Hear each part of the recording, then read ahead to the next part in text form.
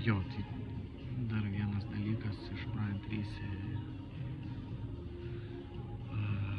idėjų, kurias susirašęs po seminaro, tai tokių apčiuopiamų, kur labai aiškios ir tiesiog reikia daryti. Tai every morning, 10 most important goals, writing down. Kiekvieną rytą reikia, jeigu yra noras,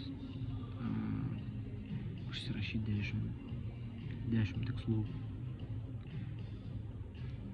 Reikia pirmą jau susigalvoti, kokie yra tikslai. Tai sakykime, aš šiandien nusirašiau, nes neturėjau. Esu girdėjęs apie šitą dalyką, bet nesuradau jėgų tai padaryti. Šiuo metu manau, kad turiu šitų jėgų, bandysiu daryti. Tai va, esu užsirašęs.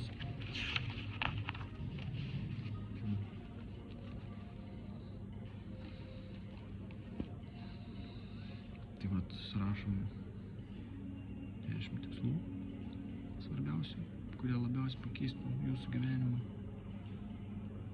Ir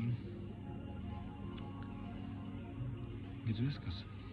Išsiaiškint tos tikslus, išsigrynint, kurie, susirašyt, tada pasiskirstyt pagal svarbumą. Ir viskas.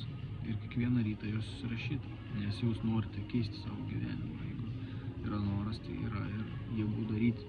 Tai be darimo nieko nebus, nuo kažko reikia pradėti. Tai vienas iš būdų yra rašyti tos tikslus kiekvieną rytą.